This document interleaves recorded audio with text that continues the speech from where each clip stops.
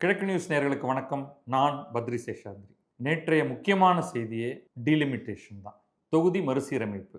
இதற்காக சிறப்பு கூட்டத்தை மத்திய அரசு கூட்டியிருக்கிறது. நாடாளுமன்றத்தில் இந்த கூட்டம் நடந்து கொண்டிருக்கிறது. இன்றைக்கும் நடந்து கொண்டிருக்கிறது. நேற்றைக்கு ஆரம்பித்தது. நேற்று, இன்று, நாளை 3 நாட்களுக்கும் இது நடக்கும். 3 நாள்களில் என்ன பண்ணியிருக்கிறார்கள் என்றால் 3 சட்டங்களை கொண்டு வந்திருக்கிறார்கள். ஒன்று த கான்ஸ்டிடியூஷன் 131st அமெண்ட்மெண்ட் பில் 2026, இரண்டாவது டீலிமிட்டேஷன் பில் 2026, மூன்றாவது union territories laws amendment bill 2026. இந்த மூன்றையும் அறிமுகப்படுத்தி நேற்றைக்கு 2 தரப்பிலிருந்தும் மக்கள் பேசினார்கள், நம்முடைய பிரதிநிதிகள் பேசினார்கள். அதையடுத்து இன்றைக்கும் இந்த பேச்சுகள் தொடர்கின்றன. இந்த விவாதம் நாளையும் தொடரும். இன்றைக்கு வாக்கெடுப்பு நடக்கப் போகிறது அப்படிங்கிற மாதிரி அறிவிச்சிருக்காங்க. அது அதில் சில சிக்கல்களும் இருக்குது. அவற்றை பற்றி ஒரு முழுமையான ஒரு ரவுண்ட் அப் ஒன்று பார்த்துருவோம். இது நேற்றுக்கு என்னாச்சுன்னா, முதல்ல இந்த சட்டங்களை, இந்த மசோதாக்களை அறிமுகப்படுத்தலாமா அப்படிங்கிறதுக்கே ஒரு வாக்கெடுப்பு ஒன்று நடத்தணும். இந்த மாதிரி நாங்கள் 3 சட்டங்கள் கொண்டு வரோம் அப்படின்னு. ஸோ அதுக்கு குரல் வாக்கெடுப்பின் மூலமாக இதை அனுமதிக்கலாமா அப்படிங்கும் பொழுது எஸ் நோ எல்லாம் சத்தம் போட்டாங்க. ஆனால் எதிர்கட்சி இதற்கு ஒரு டிவிஷன் ஓட்டு வேணும் அப்படின்னு கேட்டாங்க. அப்படின்னா என்னென்னா, வெறும் குரல் வாக்கெடுப்பிலேயே யூஸ்வலாக அவைத்தலைவர் என்ன பண்ணிடுவார்னா, எஸ்ன்னு சொல்கிறவங்களோட எண்ணிக்கை அதிகமாக இருக்கிறது, அதனால் நாங்கள் இதெல்லாம் டேபிள் பண்ணிவிடுவோம் அப்படின்னு சொல்லுவார். ஆனால் அதை எதிர்கட்சிகள் ஏற்க மறுத்தன. மாறாக கவுண்ட் பண்ணுங்க, அதான் டிவிஷன் அப்படிங்கிறது. எவ்வளோ பேர் எஸ் சொன்னாங்க, எவ்வளோ பேர் நோ சொன்னாங்க? நிச்சயமாக அதிகமான பேர் தான் சொல்லியிருப்பாங்க எஸ்ன்னு. ஆனால் எவ்வளவு பேர் அப்படிங்கிற ஒரு கேள்வி வந்தது.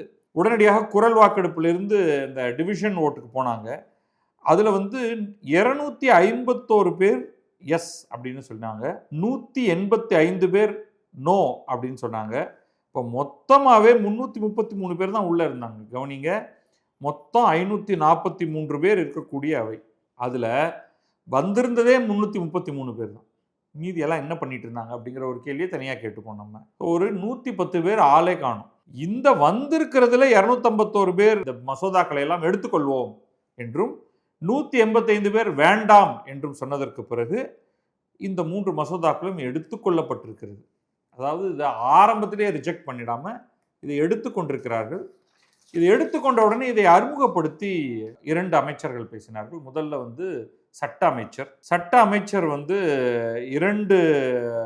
பில், இப்போ நம்ம சொன்ன அந்த 3 இருக்கு இல்லையா, அதில் 2 சட்டங்களை முன்வைத்த அவரும், இந்த யூனியன் டெரிட்டரிஸ் பில்லை முன்வைத்து அமித்ஷா, உள்துறை அமைச்சர், அவரும் பேசினாங்க. இப்போ முதல்ல சட்ட அமைச்சர் அர்ஜுன் ராம் மெக்வால் என்ன சொன்னார் அப்படிங்கிற சில சுருக்கமான விஷயங்களை பார்த்துருவோம். முதலாவதாக அவர் சொன்னது என்னன்னா, இப்பொழுது இருக்கக்கூடிய 543 என்பது 815 இடங்கள் என்று ஆகும். இதுதான் ஃபர்ஸ்ட் பாயிண்ட். நேற்றிலிருந்து சில குழப்பங்கள் வந்துட்டு இருக்குன்னா, 2 நம்பர் வருது. 850ன்னு ஒரு நம்பர், 815ன்னு ஒரு நம்பர். இது 2த்தையும் தனித்தனியாக புரிஞ்சுக்கணும். இப்பொழுதே என்ன நிலை என்றால், 543 இடங்கள் தான் ஆக்சுவல் பார்லிமெண்ட்ரி இடங்கள். ஆனால் அதுக்கு ஒரு லிமிட் ஒன்று செட் பண்ணியிருந்தாங்க ஆரம்பத்தில். அது 550. அதாவது நாடாளுமன்றத்தில் மக்களவையின் இடங்கள் 550க்கு குறைவாக இருக்கும் அப்படின்னு சொல்லிட்டு கொஞ்சம் கொஞ்சமாக அதிகரித்து 400 சொச்சத்திலேருந்து ஆரம்பித்து இப்பொழுது 543 வரைக்கும் வந்திருக்கு. அப்போ 550 என்பது லிமிட் தான். அவ்வப்போது அதிகரித்து கொண்டே வரக்கூடிய அந்த லிமிட் தான் அது.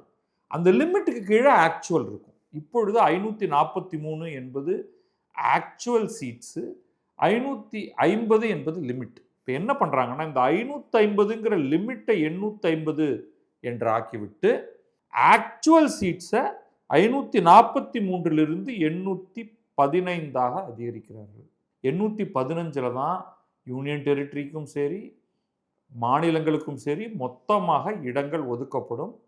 இந்த 815ங்கிறது எப்படி வருது? 543 என்ற எண்ணை எடுத்துக்கொள்கிறார்கள்.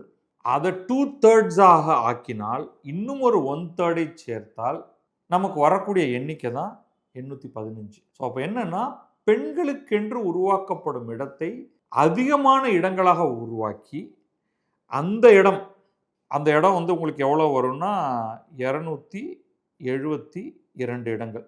ஸோ 272 இடங்கள் பெண்களுக்கென்று ஒதுக்கப்படும். மீதி உள்ள இடத்திலும் பெண்களை நிறுத்தினால் நிறுத்திக் கொள்ளலாம், பிரச்சனை இல்லை. ஆனால் இந்த 272 இடங்களில் பெண்கள் மட்டும்தான் இருக்கலாம்.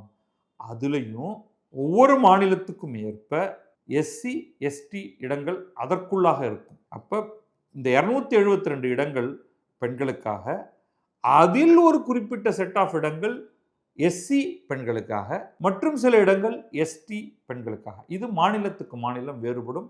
அந்தந்த மாநிலத்தில் இருக்கக்கூடிய எஸ்சி எஸ்டியுடைய எண்ணிக்கைக்கு ஏற்ற மாதிரி மீதி எல்லாம் பொது தொகுதிகள் பெண்களுக்கு. அதற்கு பிறகு 543 இடங்கள் இருக்கு. அது மொத்தமாகவே பொது. அதில் எஸ்சி நிற்கலாம், எஸ்டி நிற்கலாம், பெண்கள் நிற்கலாம், எஸ்டி பெண்கள் நிற்கலாம், யார் வேண்டுமானாலும் நிற்கலாம். இதுதான் ஃபஸ்ட்டு பாயிண்ட் நம்ம தெரிஞ்சுக்க வேண்டியது. இந்த நம்பர்ஸ் எல்லாம் ரொம்ப முக்கியம். ஏன்னா இந்த நம்பர்ஸ் எல்லாம் தப்பாக புரிந்து கொண்டு பலர் இது இப்படியோ அது அப்படியோ, பாருங்கள் தமிழகத்துக்கு என்ன ஆக போகிறது அப்படின்லாம் சொல்லிட்டு இருந்தாங்க. ஸோ முதல்ல நம்ம தெரிஞ்சுக்க வேண்டியது லிமிட் எப்படி மாறி இருக்கு, அதுக்குள்ள ஆக்சுவல் இடங்கள் எப்படி மாறப்போகிறது அப்படிங்கிறது. அடுத்ததாக என்ன சொன்னாங்கன்னா, எல்லா மாநிலங்களுக்குமே இடங்கள் ப்ரொப்போர்ஷனலி இப்போ எப்படி மொத்த சீட்டு 50% அதிகமாகிறதோ அதே போல ஒவ்வொரு மாநிலத்துக்கும் 50% நேரடியாக அதிகரிக்கும். எந்த மாநிலமும் தன்னுடைய ரெப்ரசன்டேஷனில் பிரதிநிதித்துவத்தில் இழப்பை சந்திக்காதுன்னு அதுக்கு நம்ம பிறகு வருவோம். இதுல தெளிவா லா மினிஸ்டர் என்ன சொல்றாருன்னா, neither men nor any state will suffer any loss after the implementation of the women's quota. ஆண்களாக இருக்கட்டும் அல்லது எந்த மாநிலமாக இருக்கட்டும், அவர்கள் இந்த அடிஷனல் இடஒதுக்கீட்டுக்காக எந்த இழப்பையும் சந்திக்க மாட்டார்கள். இது உள்ளுக்குள்ள ஒரு ஃபேலசி இருக்கு. இப்ப இருக்கக்கூடிய 543 சீட்டிலும் இருப்பவர்கள் ஆண்கள் தான் இவராகவே முடிவு பண்ணிக்கிறாரு. அது கிடையாது, பெண்கள் இருக்கிறார்கள். அவர்களுடைய எண்ணிக்கை மிக சொற்பமாக இருக்கிறது. இந்த இடஒதுக்கீட்டுக்கு பிறகு 543 இடங்களிலும் ஆண்கள் மட்டுமே தான் நிறுத்தி வைக்கப்படுவார்கள்ங்கிற மாதிரி சொல்றாரு. அதை நம்ம விட்டுடுவோம். அடுத்து அவர் என்ன சொல்றாரு, ரொம்ப ரொம்ப முக்கியமாக அவர் என்ன சொல்றாருன்னா, இந்த 2026 நடக்கக்கூடிய இந்த அமெண்ட்மெண்ட் இருக்கு இல்லையா, இந்த அமெண்ட்மெண்ட்டை செய்யலைன்னா ஒரு பிரச்சனை நடக்கும் அப்படின்னு. இதுதான் ரொம்ப முக்கியமான பாயிண்ட். நானே கூட இந்த கேள்வியை முன்னாடி கேட்டேன், இப்போ எதுக்கு என்ன அவசரமாக இதை கொண்டு வர வேண்டும்னு. நான் இப்போவும் 10 நாள் கழித்து கொண்டு வரலாமேங்கிறது தான் என்னுடைய ஐடியா. தேர்தல் நடந்து கொண்டிருக்கும் பொழுது இது தேவையானு. அப்போ அவர் ஒரு பாயிண்ட் ஒன்று எக்ஸ்பிளைன் பண்ணுறாரு. 2023 சட்டம் ஏற்கனவே பாஸ் பண்ணப்பட்டது. 2023 ஏற்கனவே லோக்சபா ராஜ்யசபா இரண்டிலும் பெண்களுக்கு 33% இடஒதுக்கீடு கொடுக்கப்படும் அப்படின்னு பாஸ் பண்ணியாச்சு. இப்போ இந்த ஸ்பெஷல் லா இப்போ நடக்குது இல்லையா, இதெல்லாம் பாஸ் பண்ணலைன்னா என்ன ஆகும்னா, 2029 தேர்தலின் போது, அடுத்த நாடாளுமன்ற தேர்தலின் போது பெண்களுக்கு இடஒதுக்கீடு தருவது என்பது நடக்காமல் போய்விடும். அதுக்கு அவர் சொல்றதுக்கான காரணம் என்னன்னா, 2026 இப்போதுதான் சென்சஸே தொடங்கியிருக்கு. இந்த சென்சஸ் முடியறதுக்கு 2027 ஆகும். அதற்கு பிறகு டீலிமிட்டேஷன் கமிஷன் என்ற ஒன்றை ஏற்படுத்த வேண்டும். அந்த டீலிமிட்டேஷன் கமிஷன் தன்னுடைய வேலையை முடிப்பதற்கு அது 2028 வரைக்கும் போயிடும். அதுக்கப்புறமா அது கொடுக்கக்கூடிய தகவல் ஏற்றுக்கொள்ளப்பட வேண்டும் நாடாளுமன்றத்தால். அதுக்கப்புறமா நீங்க கான்ஸ்டிட்யூன்சியை அலோகேட் பண்ணி அதுக்கப்புறமா எல்லாரும் அதை தேர்தலுக்காக இறங்கி வேலை செய்யறதுங்கிறதுக்குள்ள தேர்தல் வந்துவிடும். அப்போ சஃபிஷியன்ட் டைம் கிடையாது என்பதனால் இப்பொழுது இதை பாஸ் பண்ணுறதுக்கான அவசியம். இப்பொழுதுனா இந்த நாளே வா அப்படிங்கிறத விட்டுடுவோம். இப்பொழுது 2026 இதை பாஸ் பண்ணுவதற்கான காரணம் என்னன்னா, நேரடியாக டீலிமிட்டேஷன் கமிஷன் தன்னுடைய வேலையை ஆரம்பித்து விடலாம். சென்சஸ் முடிவதற்காக காத்திருக்க வேண்டியதில்லை 2029 தேர்தலை பொறுத்தவரை. அப்போ 2029 நாடாளுமன்ற தேர்தலில் கட்டாயமாக பெண்களுக்கு இடஒதுக்கீடு இருக்கும் என்பதை உறுதி செய்ய வேண்டுமானால் இப்பொழுது இந்த சட்ட திருத்தம் பாஸ் பண்ணணும். இதுக்கப்புறமா இதில் ஒரு சின்ன டிட்டூர் எடுத்துக்கிறேன். தேஜஸ்வி சூர்யா ஒரு தெளிவான ஒன்றை பற்றி பேசினார். அதுக்கப்புறமா அவர் தன்னுடைய ட்வீட்லேயும் அதை எழுதியிருக்காரு. அதுக்கு அவர் என்ன சொல்கிறாருன்னா, இப்பொழுது இந்த சட்டத்தை நாம் பாஸ் பண்ணலைன்னா 2 காரியம் நடக்கும். ஒன்று, 2023 சட்டம் ட்ரிகர் ஆயிடுச்சுன்னா, இதை விட்டுட்டோம்னா இப்போ பாஸ் பண்ண வேண்டிய இந்த சட்டங்களை நாம் விட்டுவிட்டோம் என்றால், இது பண்ணலைன்னா என்ன ஆகும்னா, ஆட்டோமேட்டிக்காக சென்சஸ் நடக்கும். சென்சஸ் நடந்துக்கிட்டே இருக்குது. சென்சஸை ஒட்டி டீலிமிட்டேஷன் கமிஷன் வர வேண்டும், வந்துவிடும். அப்பொழுது அந்த பாப்புலேஷன் அடிப்படையில், இது 2027 மக்கள் தொகையின் அடிப்படையில் இடங்கள் பிரிக்கப்பட்டால், அப்பொழுதுதான் உண்மையில் தென் மாநிலங்கள் இடங்களை இழக்க வேண்டியிருக்கும். இப்போ இந்த சட்டத்தை இப்பொழுது கொண்டு வருவதன் மூலமாக அந்த பெர்சன்டேஜை உறுதி செய்யப்படும். இப்பொழுது எல்லாருக்கும் 50% அப்படியே சீட்ஸ் வரும், அட்லீஸ்ட் 2029 தேர்தலை பொறுத்தவரை அப்படின்னு அவர் ஒரு பாயிண்ட்டை சொல்கிறாரு. அதுக்கப்புறம் நம்ம திருப்பி அர்ஜுன் ராம் மெக்வாலுடைய பேச்சுக்கு வந்துடுவோம். அவர் கொஞ்சம் ஹிஸ்ட்ரியை பற்றி எல்லாம் பேசுகிறாரு. முதல்ல பெண்களுக்கான வாக்குரிமை அப்படிங்கிறது எப்படி உலகத்தில் நடந்திருக்கு. அமெரிக்காவை எடுத்துக்கிட்டிங்கன்னா பெண்கள் வாக்கு போடுவது அப்படிங்கிறதே 144 ஆண்டுகளுக்கு பிறகுதான். வாக்குரிமை முதலில் ஆண்களுக்கு மட்டும்தான் இருந்தது. ஆண்களிலும் வெள்ளையின ஆண்களுக்கு மட்டும்தான் இருந்தது. அது பெண்களுக்கு அப்படிங்கிறது 144 ஆண்டுகளுக்கு பிறகுதான் போச்சு. யூகே எடுத்துக்கிட்டிங்கன்னா சில 100 ஆண்டுகளாக ஆண்கள் வாக்களித்து கொண்டிருந்த நிலையில் 1918 தான் பெண்களுக்கு வாக்குரிமை வந்தது. அதுவும் கூட முழுமையாக வருவதற்கு, அது கூட சில கண்டிஷனோடு தான் பண்ணாங்க. முழுமையாக அனைத்து பெண்களுக்கும் வாக்குரிமை என்பது 1928 தான் வந்தது. ஆனால் இந்தியாவை எடுத்துக்கொண்டால், இந்தியா சுதந்திரம் அடைந்த முதல் தேர்தலிலேயே ஆண்களும் பெண்களும் சமமாக வாக்கு அளிக்க முடிந்தது. ஆனால் அது அப்படியெல்லாம் இருந்தும் கூட பெண்களுக்கு சரியான ரெப்ரசன்டேஷன் இல்லை என்ற காரணத்தினால்தான் இப்பொழுது அவர்கள் சட்டமன்ற நாடாளுமன்ற உறுப்பினர் ஆவதற்கு 33% இடஒதுக்கீடு வேண்டும் அப்படிங்கிற அந்த சட்டத்தை இப்பொழுது கொண்டு வர வேண்டிய தேவை வந்திருக்கிறது அப்படின்னு அவர் சொல்றாரு. அடுத்தது அவர் ரொட்டேஷன் பற்றி பேசுகிறாரு. இந்த பெண்களுக்கான இடங்கள் அப்படிங்கிறது ஃபிக்ஸ்டா ஃபார் இதெல்லாம் எப்போவுமே ஆண்டாண்டு காலமாக பெண்கள் தான் என்று கிடையாது. அது லோக்சபாவாக இருக்கட்டும் அல்லது அசம்பிளியாக இருக்கட்டும், it shall be allotted by rotation. So அது ரொட்டேஷனில் மாறி மாறி போய்கிட்டே இருக்கும் அப்படின்னு அவர் சொல்கிறாரு. இதெல்லாம் இந்த டிராஃப்ட் பில்லில் இருக்குது அப்படின்ட்டு. மேற்கொண்டு அவர் சொல்வது என்னென்னா, யூஸ்வலி ஒரு ரூல்ஸ் ஆஃப் ப்ரொசீஜர் ரூல் 66 அப்படின்னு ஒன்று இருக்குது. இதில் என்னென்னா, கான்ஸ்டியூஷன் அமெண்ட்மெண்ட் பில் பாஸ் ஆனதுக்கு பிறகு தான் அடுத்த 2 சட்டங்களை கையில் எடுத்துக்கொள்ள முடியும். ஏன்னா தேர் இஸ் அ கண்டிஷனாலிட்டி. அந்த கான்ஸ்டியூஷன் அமெண்ட்மெண்ட் பில் அடிப்படையில் அடுத்த 2 சட்டமும் இருக்குது. ஆனால் கான்ஸ்டியூஷன் அமெண்ட்மெண்ட்டே பாஸ் ஆகலை. அதனால் இந்த ஒரு சின்ன ஒரு சேஞ்ச் ஒன்று பண்ணி இந்த 3ஐயும் ஒரு சேர எடுத்துக்கொள்வோம் அப்படின்னு ஒரு ரூலில் இந்த rule 66 of the rules of procedure and conduct of business we suspend the proviso, இந்த இதை பாஸ் பண்ணுறதுக்காக 3ஐயும் ஒன்றாக கையில் எடுப்போம் அப்படிங்கிறத அவர் சொல்கிறாரு. அதுக்கப்புறமா ஜென்ரலி இது economic, social and political justice அப்படிங்கிறது நம்முடைய கான்ஸ்டியூஷனோட பிரியாம்பிளில் இருக்குது. அதனால் சமூக நீதி பெண்களுக்கு போக வேண்டும் என்றால் இதையெல்லாம் செய்தாகணும் அப்படிங்கிறத சொல்லிட்டு என்னென்ன ப்ரொசீஜர்ஸ் அப்படிங்கிறதெல்லாம் அவர் விளக்கி சொல்கிறாரு. அந்த இடத்துல தான் 50% increase in the strength of Lok Sabha, இது நம்ம ஏற்கனவே பார்த்துட்டோம். அப்புறம் அம்பேத்கரெல்லாம் கோட் பண்ணி ஒரு நாட்டுடைய முன்னேற்றத்தை எப்படி நாம் அளவிடுவது என்றால் அந்த நாட்டில் உள்ள பெண்களின் முன்னேற்றம் எப்படி இருக்கிறது என்பதை வைத்துத்தான் அப்படின்னு சொல்லி அவர் விரிவாக இந்த பில் எல்லாத்தையும் ப்ரெசென்ட் பண்ணுறாரு.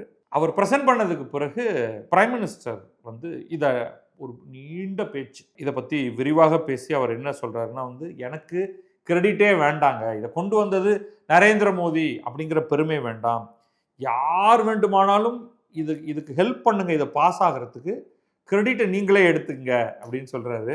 இது அவ்வளோ எளிது கிடையாது. பாஸ் ஆனாலும் அவருக்கு தான், பாஸ் ஆகலைனாலும் அவருக்கு தான் அது போய் சேரும். அப்புறம் விரிவாக பல பாயிண்ட் சொல்கிறாரு. ஒவ்வொரு தடவையும் இந்த மாதிரி ஒரு டிஸ்கஷன் வரும். அப்போல்லாம் யாரெல்லாம் பெண்களுக்கான இடஒதுக்கீட்டுக்கு எதிராக பேசியிருக்கிறார்களோ அவங்க அடுத்து வர தேர்தலில் மண்ணை கவ்வியிருக்காங்க அப்படின்னு சொல்கிறாரு. அதுக்கான விரிவான ஸ்டாட்டிஸ்டிக்ஸ் அவர் கொடுக்கல. பட் பொதுவாக அவர் சொல்கிறது டோன்ட் கோ எகெயின்ஸ்ட் இட், இதுக்கு ஓட்டு போடுங்க, இதுக்கு நீங்கள் ஓட்டு போடலைன்னா பெண்கள் உங்களை மண்ணை கவ வச்சிருவாங்க அப்படின்ட்டு. இது வந்து 2024 எலெக்ஷன்லேயே இதை கொண்டு வரலாம் அப்படின்னு நினைச்சோம். ஆனால் அந்த சமயத்தில் வந்து இதை கொண்டு வர முடியல. ஏன்னா இது வந்து அந்த 2023 சட்டம் தான் பாஸ் பண்ண முடிஞ்சது. அந்த சமயத்தில் அந்த சென்சஸ் மற்றும் டீலிமிட்டேஷன் கமிஷன் தேவை இருந்ததுனால சென்சஸ் முடிஞ்சதுக்கு பிறகு பார்த்துக்கலாம் அப்படின்னு சொல்லியிருந்தோம். ஆனால் இனியும் தாமதிக்க முடியாதுன்னு இப்போ தோணுது எங்களுக்கு. அதனால தான் இதை கொண்டு வந்திருக்கோம். அதனால் கடந்த 30 ஆண்டுகளாக என்ன நடந்திருக்கிறது அப்படிங்கிறத பாருங்கள். ஏற்கனவே நம்ம இதை கொண்டு வராமல் நிறைய டேமேஜ் பண்ணிட்டோம். அதனால் இனியும் தாமதிக்காமல் இதை கொண்டு வருவோம் அப்படின்னு சொல்கிறாரு. இது வந்து 25லிருந்து 30 ஆண்டுகளுக்கு முன்னமேயே இதை செஞ்சுருக்கணும் அப்படிங்கிறது தான் அவர் முன்வைக்கிற முதல் வாதம். இதோடைய ஐடியா எப்பயோ வந்துருச்சுங்க. எப்பயோ வந்தது. தேவேகவுடா பிரதமராக இருக்கும் பொழுதே அது கொண்டு வரப்பட்டது. அதுக்கப்புறமா வாஜ்பாய் அதை திரும்ப திரும்ப கொண்டு வர ட்ரை பண்ணாரு. அதுக்கு பிறகு மன்மோகன் சிங் அதை கொண்டு வர ட்ரை பண்ணாரு. அதாவது இதுக்கு முன்னாடி இருந்த பிரதமர்கள் அத்தனை பேருமே முயற்சி செய்தார்கள். அப்பொழுதே அது கொண்டு வந்திருக்கணும். அப்பவே பண்ணியிருந்தோம்னா இன்னைக்கு வந்து ஒரு நல்ல ஒரு முதிர்ச்சி அடைந்த லெவலுக்கு இது வந்திருக்கும். இன்றைக்கு இது வந்து செயல்பாட்டில் இருந்திருக்கும். பட் பரவாயில்ல. இப்போ என்ன ஆயிருக்கு, ஒவ்வொரு முறையும் நம்ம வந்து இதை கொண்டு வர்ற அந்த முயற்சியில் அதை இம்ப்ரூவ் பண்ணிக்கிட்டே வந்திருக்கோம். இன்றைக்கு வந்து இந்த பில்லே, இந்த மசோதாவே நல்லா இம்ப்ரூவ் பண்ணப்பட்டு வந்திருக்கு. அதுவும் ஒரு விதத்தில் நல்ல விஷயம்தான் அப்படின்னு சொல்லியிருக்காரு. எப்படியாவது இந்த நாட்டின் 50% மக்கள், பெண்கள், அவங்கள இந்த டிசிஷன் மேக்கிங் ப்ராசஸ்க்குள்ளே உள்ளுக்குள்ளே கொண்டு வருவோம். அதனால் தயவு செஞ்சு இதை தேசிய நலன் அப்படிங்கிறத கருத்தில் வைத்துக்கொண்டு இந்த சட்டத்தை அனைவரும் ஏற்றுக்கொள்ளுங்கள் அப்படின்னு சொல்லி அவர் வந்து நீண்ட பேச்சு, அதில் பல விஷயங்கள்லாம் அவர் பேசுகிறாரு. அப்படி இவர் சொல்லி முடிச்சுட்டா உடனே எல்லாம் முடிஞ்சு போயிருதா அப்படின்னா இல்லை. எதிர்கட்சிகள் அதுக்கு மாற்று கருத்தை தெரிவிக்கிறார்கள். இதில் முதல்ல வந்து பிரியங்கா காந்தி, ஒரு பெண் எதிர்கட்சி தலைவர், அவங்க வந்து முதல்ல தன்னுடைய தந்தையாரை பற்றி சொல்கிறாங்க. உள்ளாட்சியில் 33% பெண்களுக்கான இடஒதுக்கீடு என்பதை முதலில் அறிமுகப்படுத்தியது காங்கிரஸ் தான். உண்மை. பஞ்சாயத்தி ராஜ் ஆக்ட் அப்படின்னு ஒன்று கொண்டு வந்து பெண்களுக்கான இடஒதுக்கீட்டை கொண்டு வந்து இன்றைக்கு பல மாநிலங்களில் உள்ளாட்சியில் இந்த 33% என்பதே 50%க்கு போய்விட்டது. எல்லா இடத்துலையும் இல்லை என்றாலும் பல மாநிலங்களில் அவங்க அடுத்தடுத்து 33 என்பதை எடுத்து 50க்கு கொண்டு போயிட்டாங்க. அது நிச்சயமாக கிராஸ் ரூட்ஸ் லெவலில், அதாவது அறிமுகப்படுத்தும் அடிப்படை அழகான ஒரு உள்ளாட்சி என்பதில் அரசியல் அங்கிருந்து தான் ஆரம்பிக்கிறது. அந்த இடத்தில் பெண்களுடைய பங்கேற்பை இது நிச்சயமாக உறுதி செய்திருக்கிறது. ஆனால் அப்படி சொல்லிட்டு அவர் என்ன பண்ணுறாங்கன்னா, இதை நாங்கள் வந்து அடிப்படையில் இந்த 33% இடஒதுக்கீடு என்பதை நாங்கள் வரவேற்கிறோம். ஆனால் நீங்கள் செய்யக்கூடிய இந்த செயலை வந்து பார்த்தா சாணக்கியரே இன்னைக்கு உயிரோடு இருந்தாருன்னா அதிர்ந்து போயிருப்பாரு, ஆச்சரியம் அடைந்திருப்பாரு அப்படின்னு சொல்றாங்க. எதுக்காக, என்னத்தை மனசுல வச்சுக்கிட்டு அவங்க சொல்றாங்க அப்படின்னு தெரியல. இது ரொம்ப கிளவரா வந்து இந்த சட்டத்தை அறிமுகப்படுத்துவதன் மூலம் எதிர்கட்சிகளை பிளப்பதற்கான ஒரு வேலையை இந்த அரசு செய்திருக்கிறதோ அப்படிங்கிற ஆங்கிள்லேருந்து அவங்க சொல்றாங்களா என்ன அப்படின்னு தெரியல. பட் முக்கியமாக அவங்களுடைய கொஸ்டின் என்னன்னா, இந்த சட்டத்தையும் எவ்வளவு இடங்கள் பெண்களுக்கு கொடுக்க போகுது அப்படிங்கிறத டீலிமிட்டேஷனோட லிங்க் பண்ணுறது வந்து நியாயமா அப்படின்னு அவங்க கேட்குறாங்க. அடுத்த கேள்வி அவங்க கேட்குறது என்னன்னா, நீங்கள் பெண்களுக்கான இடஒதுக்கீட்டை தர வேண்டும் என்றால் அதற்கு இடங்களை அதிகப்படுத்தி தான் ஆக வேண்டுமா?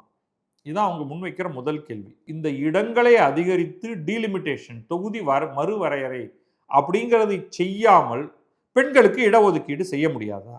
அப்படி செய்வதாக இருந்தால் நிறைய ஆண்கள் தங்களுடைய இடங்களை விட்டு கொடுக்க தயாராக இருப்பார்கள். எதனால நீங்க வந்து இவ்வளவு கஷ்டப்பட்டு இப்பொழுது இந்த இடங்களை அதிகப்படுத்தணும் அப்படின்னு கேட்டுட்டு அவங்க அங்கங்க கொஞ்சம் சில விஷயங்களை வந்து பொதிக்கிறாங்க. அதுக்கு வந்து எங்கேயுமே இடம் இல்லை. அவங்க என்ன சொல்றாங்கன்னா, இப்ப இருக்கிற ஃப்ரேம் ஒர்க்லயே இந்த 543லயே பெண்களுக்கான இடஒதுக்கீடு, எஸ்சி எஸ்டி பெண்களுக்கான இடஒதுக்கீடு, கூடவே ஓபிசிக்கும் செய்யலாம் அப்படின்னு சொல்றாங்க. எங்கிருந்து இந்த திடீர்னு இந்த ஓபிசிக்கான இடஒதுக்கீடு வருதுன்னே தெரியல. ஏன்னா ஆரம்ப காலத்திலிருந்து லாலு பிரசாத் யாதவ் போன்றவர்கள் எல்லாம் பெண்களுக்கான இடஒதுக்கீட்டை கடுமையாக எதிர்த்தவர்கள். அந்த சமயத்தில் சொன்னதே இதில் வந்து பிற்படுத்தப்பட்டவர்களுக்கு இடஒதுக்கீடு இல்லைன்னு, உண்மையிலேயே இன்றைக்கு தேர்தல் கணக்கு வழக்குகளை பார்த்தீர்கள் என்றால், இப்ப தமிழகம் போன்ற ஒரு இடத்தை எடுத்துக்கொண்டால், இங்கிருந்து ஜெயித்து போவது அனைவருமே பிற்படுத்தப்பட்டவர்கள் தான். இன்ஃபேக்ட் நீங்க யாரை பிற்படுத்தப்பட்டவர்கள் அல்லாதவர்கள்னு சொல்றீங்களோ, அவர்கள் ஒரு இடத்தில் கூட ஜெயிப்பதில்லை. இந்தியா முழுவதையும் பார்த்தால் அவர்கள் நிற்க வைக்கப்படுவதே இல்லை. அது வேற விஷயம். அப்படி இப்ப தமிழகத்தை எடுத்துக்கொண்டீர்கள் என்றால், பிராமணர்களை தேர்தலில் நிற்க வைத்திருப்பது யார்? பாரதிய ஜனதா கூட கிடையாது. நாம் தமிழர் கட்சியும் தவேகவும் மட்டும்தான் பிராமணர்களை நிறுத்தி இருக்கிறது சில இடங்கள்ல. பிராமணர்கள் ஒரு உதாரணத்துக்கு தான் சொல்றேன். அவர்கள் மட்டுமல்ல, இன்னும் மல்டிபிள் கேஸ்ட் இருக்கு. இந்த பிற்படுத்தப்பட்ட அல்லது தாழ்த்தப்பட்டவர்கள் அல்லாத சாதியினரை பார்த்தால் அப்படி யாருமே தமிழகத்தில் கிடையாது. ஒட்டுமொத்த இந்தியாவை எடுத்துக்கொண்டால் மெஜாரிட்டி அப்படின்னு பார்த்தீங்கன்னா அது ஓபிசி தான். ஒவ்வொரு மாநிலமாக கூட நீங்கள் எடுத்து பார்க்கலாம். அப்படி இருக்கும்போது திடீர்னு இவங்க ஓபிசி ரிசர்வேஷன் அப்படின்னு ஒன்று கொண்டு வராங்க. அதற்கான தேவையே இல்லை அப்படிங்கும்பொழுதும் இதுக்கு நடுவில் அகிலேஷ் சிங் யாதவ் திடீர்னு எழுந்து முஸ்லிம்களுக்கு இடஒதுக்கீடு தரணும் அப்படிங்கிறது. ஸோ இதுக்கெல்லாம் ப்ரொவிஷனே இல்லை அப்படின்னாலும் நீங்கள் அப்போ உங்களுடைய இடஒதுக்கீடுங்கிறது கொத்து பரோட்டாவாயிடும் ஒரேடியா. அப்போ ஆளாளுக்கு 5% 7% அப்படிங்கிற மாதிரி போயிடும். ஸோ இது ஏதாவது ஒரு வகையில் இதை டீரெயில் பண்ணணும் அப்படிங்கிற மாதிரி தான் வருது. அதுக்கப்புறம் அவங்க என்ன கேட்குறாங்கன்னா, ஒரு முக்கியமான ஒரு கேள்வி கேட்குறாங்க. எந்த சென்சஸை இப்பொழுது நீங்கள் பயன்படுத்த போகிறீர்கள்? இது ஃபேர் கொஸ்டின். இது எங்கே நம்ம கிரிட்டிசைஸ் பண்ணணுமோ அந்த இடத்துல கிரிட்டிசைஸ் பண்ணணும். இப்போ அகிலேஷ் சிங் யாதவ் தான் இந்த கேள்வியை கேட்குறாரு. நீங்கள் பாப்புலேஷன் சென்சஸ் பண்ணாமலேயே இதை கொண்டு வரீங்க. பேக்வர்ட் கிளாஸஸோடைய எண்ணிக்கையை பற்றிய கவலை இல்லாமல் இதை கொண்டு வரீங்க. இது ரெண்டும் வெவ்வேறு. இப்போ இந்த அரசியல்வாதிகள் மாற்றி மாற்றி இந்த கேள்விகளை கேட்கும் பொழுது ஆளும் கட்சிக்கு இது ஒரு பெரிய சிக்கலை ஏற்படுத்துகிறது. இதுக்கும் பேக்வர்ட் கிளாஸஸோட எண்ணிக்கைக்கும் என்ன சம்பந்தம்? அந்தந்த கட்சியை சேர்ந்தவர்கள் யார் ஜெயிப்பார்கள் என்று பார்த்து தான் இடம் தருகிறார்கள். பேக்வர்ட் கிளாஸஸுக்கு அதிகமான இடம் எண்ணிக்கை ஒரு இடத்துல இருந்ததுன்னா அங்கே இவங்க நிறுத்தி வைக்கிறதே பேக்வர்ட் கிளாஸஸ் தான். முஸ்லிம்கள் அதிகமான எண்ணிக்கையில் இருக்கக்கூடிய ஒரு இடத்த வச்சுக்கிட்டா அந்த இடத்துல இவங்க நிறுத்தி வைக்கிறதே முஸ்லீம் வேட்பாளர்கள் தான். ஸோ அது தேவையே இல்லை. ஆனால் பாப்புலேஷன் சென்சஸ் ஏன் எடுப்பதற்கு முன்னாலேயே இதனை செய்கிறீர்கள் அப்படின்னு கேட்டுட்டு அகிலேஷ் யாதவ் என்ன கேட்குறாருன்னா, இந்த சென்சஸ் எந்த சென்சஸை கன்சிடர் பண்ண போறீங்க? 1971 சென்சஸா, 2011 சென்சஸா அப்படிங்கிறது ஒரு நியாயமான ஒரு கேள்வி. ஸோ இதை இதுக்கு அமித்ஷா பதில் சொல்றாரு. முக்கியமாக அவர் என்ன சொல்றாருன்னா, எதிர்கட்சியிலிருந்து வந்த மிகப்பெரிய வாதம் நேற்றைக்கு இந்த சட்ட நகல், இந்த மசோதாவின் நகலை தமிழகத்தில் பார்த்தீங்க, திமுக கருப்பு சட்டை அணிந்து கருப்பு கொடி ஏற்றி இதை எரிக்க வேற ஆரம்பிச்சிட்டாங்க. அதுக்கு முக்கியமான காரணம் என்னன்னா, தமிழ்நாடு வில் லூஸ் அவுட். அதுதான் அவங்க சொல்றது. தமிழ்நாடு இதில் நிறைய இழப்புகளை சந்திக்கும். அவங்க சொல்றது முதல்ல தமிழ்நாடு இழப்புகளை சந்திக்கும், அப்புறமா தென்னிந்தியா இழப்புகளை சந்திக்கும். அதோடைய அல்டர்னேட் வட இந்தியா பயங்கரமாக அதுக்கு ஒரு லாபம் கிடைக்கும். இப்படின்னு அடுக்கடுக்காக அவங்க சில பாயிண்ட்களை சொன்னாங்க. அதுக்கு அமித்ஷா எழுந்திருந்து இது ரொம்ப தெளிவாக சொல்றாரு. எந்த விதத்திலும் தென் மாநிலங்களுக்கு இழப்பு ஏற்படாது. அதை அவர் ஃபால்ஸ் நேரேட்டிவ் அப்படின்னு சொல்றாரு.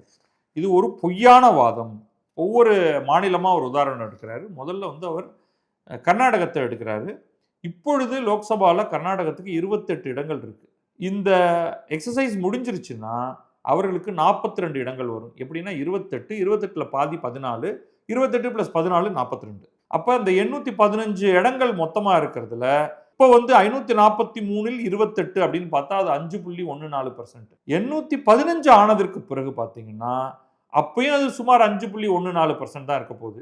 28ங்கிறது 42 ஆனதுக்கு பிறகும் அதே 5.14 அல்லது 1.15% அப்படிதான் இருக்கும். இப்போ அவர் ரொம்ப தெளிவாக சொல்றது இந்த மாதிரி ஒரு ஃபால்ஸ் நேரேட்டிவ் உருவாகுது. அந்த ஃபால்ஸ் நேரேட்டிவ் இது கம்ப்ளீட்டா தென் மாநிலங்கள் இழந்து விடும் அப்படிங்கிற மாதிரி, அதுல உண்மையே கிடையாது அப்படின்னு சொல்லிட்டு அவர் தெளிவாக இதுதான் அவர் சொல்றது. மொத்தம் 543 இடங்கள்ல இப்பொழுதைக்கு தென் மாநிலங்கள் 5 எடுத்துக்கிட்டீங்கன்னா தமிழகம், கேரளம், கர்நாடகம், ஆந்திரம், தெலுங்கானா, இந்த 5 மாநிலங்கள் எடுத்துக்கிட்டீங்கன்னா, நான் புதுச்சேரி யூனியன் பிரதேசத்தை எடுத்துக்கல. 129 எம்பி இன்றைக்கு இருக்காங்க இந்த நாடாளுமன்றத்தில். அவங்களுடைய பர்சன்டேஜ் பார்த்தீங்கன்னா 129/543 23.76%. இது புது மக்களவை எடுத்துக்கிட்டிங்கன்னா 195 இடங்களாகும். அவுட் ஆஃப் 815 அதோடைய பெர்சன்டேஜ் பார்த்தீங்கன்னா 23.97. 815 816 ரவுண்ட் ஆஃப் எரர், ஏதோ ஒரு நம்பர் அப்படின்னு வச்சுக்கோங்க. ஆனால் அந்த லாஸ்ட் 2 டிஜிட் இக்னோர் பண்ணிடுவோம், அது irrelevant. Percentage remains the same. அதுக்கப்புறம் அவர் பிரேக்கப் கொடுக்குறாரு. தெலுங்கானாவுக்கு இப்பொழுது 17 இடங்கள், அது 3.13%. இந்த மாற்றத்துக்கு பிறகு இந்த மசோதா பாஸ் ஆனா 17 என்பது 26 ஆகும். அது 3.18%. தமிழ்நாடு 49 இடங்கள், 7.18%. இந்த மசோதாவுக்கு பிறகு அது 59 என்றாகும்.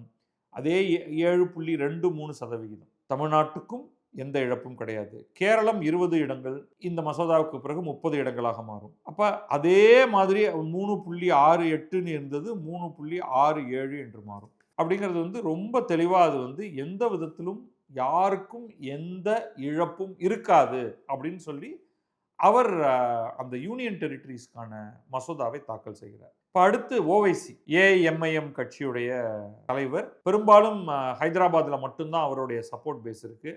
அவர் என்ன சொல்றாருன்னா 2-3 பாயிண்ட் சொல்றாரு. அதுல ஒன்று இது ஃபெடரலிசத்துக்கு எதிரானது, கூட்டாட்சி தத்துவத்துக்கு எதிரானது, கான்ஸ்டியூஷனுடைய அடிப்படை ஸ்ட்ரக்சருக்கு எதிரானது. அது எப்படின்னு தெரியல, அது அவருடைய கூற்று தவறு. தெற்கின் ஆதிக்கத்தை அழித்து விடும். தெற்குக்கு ஒரு பெரிய ஆதிக்கம் கிடையாது, ரூல் ஆஃப் த சவுத் அப்படிங்கிறத அழித்து விடும் அப்படிங்கிறாரு. தெற்குல ஒரு ரெப்ரசன்டேஷன் தான், ஒரு 1/4 தான் தெற்கு. அதுக்கப்புறமா மேற்கு, வடக்கு, கிழக்குன்னு மற்ற பல இடங்கள்லாம் இருக்கு. அப்புறம் ஓபிசியை இந்த லெஜிஸ்லேச்சர்லேருந்து எடுத்துருங்கிறாரு. திரும்ப திரும்ப சொல்றது, ஒட்டுமொத்த நாடாளுமன்றத்தில் ஓபிசிஸ் தான் பவர்ஃபுல்லான பிளாக்காக இருக்காங்க. அதர் பேக்வர்ட் கிளாஸஸ்ன்னு சொல்றவங்க மற்ற அனைவரும் அதற்கு பிறகுதான் வருகிறார்கள். அதை பற்றின ஒரு புரிதலே இல்லாமல் இவங்க எப்படி திரும்ப திரும்ப ஏதோ அப்பர் காஸ்ட் எடுத்துகிட்டு ஓடிடுவாங்க அப்படிங்கிற மாதிரி இவங்க சொல்கிறது மகா உளறல் அப்படின்னு நாம் தெளிவாக என்னால் சொல்ல முடியும். அதுக்கப்புறம் அவர் சொல்கிறது இது ஒரு பெரிய வயலேஷன். ஏன்னா அவங்களுக்கு 2 வாரங்கள் அவங்க டைம் கொடுத்துருக்கணும். ஆனால் அதை 1 வாரம் தான் டைம் கொடுத்தாங்க. ரூல் 123B பிரிவு of representation of people's act 1951 படி இது சரியல்ல, 1 வாரம் போதாது, இது ஒரு வித ஊழல் அப்படின்னு அவர் கடுமையாக அவர் அதை கிரிட்டிசைஸ் பண்ணுறாரு. தொடர்ந்து இன்றும் இதன் மீதான விவாதம் தொடர்கிறது. இதை கிட்டத்தட்ட ஒரு 2 பக்கமுமே இருக்கிட்டாங்கன்னு தோணுது எனக்கு. எப்படியாவது இதை பாஸ் பண்ணிடணும்னு ஆளும் கட்சி பாரதிய ஜனதா என்டிஏ நினைக்கிறது. ஆனால் இதை எப்படியாவது இதை நிறுத்திவிட வேண்டும் அப்படின்னு எதிர்கட்சிகள் நினைக்கின்றன. ஆளும் கட்சிக்கு வேண்டிய அளவுக்கு வாக்குகள் இருக்கின்றனவா? ஏன்னா 2/3 மெஜாரிட்டியில் இது பாஸ் பண்ணணும். கான்ஸ்டியூஷனல் அமெண்ட்மெண்ட்டாக இருக்கிறதுனால 2/3 மெஜாரிட்டி வேணும். அதற்கான வாக்குகள் பாரதிய ஜனதா தலைமையிலான என்டிஏவிடம் இருக்கிறதா என்றால் நேரடியாக இல்லை. அப்போ யாராவது கிராஸ் ஓட் பண்ணணும். 2 நடந்தாகணும். ஒன்று, எதிர்கட்சி இடையிலிருந்து சில பேர் இந்த பக்கம் நகர்ந்து இதற்காக வாக்களிக்கணும். 2வது ஒன்று இருக்கு, வாக்கு அளிக்காமல் வெளில போகிறது. இப்போ சில பேர் வெளியேறிட்டாங்கன்னா அப்போ இருப்பவர்களிலிருந்து 2/3 அப்படின்னு ஆகிடும். அப்படி நடந்தாலும் இது பாஸ் ஆகும். ஸோ இன்றைக்கு என்ன நடக்க போகிறது அப்படிங்கிறத நம்ம பொறுத்திருந்து பார்க்கணும். இதில் சில கேள்விகள் இருக்கு. ஆனாலும் அந்த கேள்விகளை எல்லாம் தாண்டி ஓரளவுக்கு அரசு தெளிவான பதிலை நேற்றைக்கு கொடுத்திருக்கிறது. நம்முடைய ஒரே ஆதங்கம், இந்த பதில்களை இன்னும் தெளிவாகவும் இன்னும் உன்னமாகவும் அனைவருக்கும் போய் சேரும்படியும் கொடுத்திருந்தால் இந்த குழப்பங்கள் சிலவற்றை தவிர்த்திருக்கலாம் அப்படிங்கிறது தான். தமிழகத்தில் திமுக எதிர்பார்த்த எதிர்ப்பு என்று எதுவும் வரவில்லை அப்படிங்கிறது தான் இதில் முக்கியம். கிட்டத்தட்ட அவங்களுடைய த்ரெட்டனிங் என்னவா இருந்ததுன்னா, நாங்கள் 1950களுக்கு போயிடுவோம், 1960களுக்கு போயிடுவோம், இந்தி எதிர்ப்பு போராட்டம் மாதிரி நாங்கள் தெருவில் இறங்குவோம், ஜெயில்களை நிரப்புவோம், குண்டடிப்பட்டாலும் பரவாயில்லை என்று நிற்போம் அப்படின்லாம் ஒரு பெரிய நேரேட்டிவ் ஒன்று திமுக செட் பண்ண பார்த்தது. அது நடக்கலை. இந்த கருப்பு கொடி போராட்டம், கருப்பு சட்டை போராட்டம், எரிக்கும் போராட்டம், அதுக்கெல்லாம் இங்கே இடமே இல்லை. ஏன்னா அவங்க ரொம்ப தெளிவாக அப்படியே 50% அப்படின்னு சொல்லியிருக்காங்க. பட் அதுக்கான கான்ஸ்டிடியூஷனல் சப்போர்ட் அதை கொடுத்து விட்டார்கள் என்றால் நிச்சயமாக எதிர்ப்பலை என்பது தெற்கிலிருந்து வராது.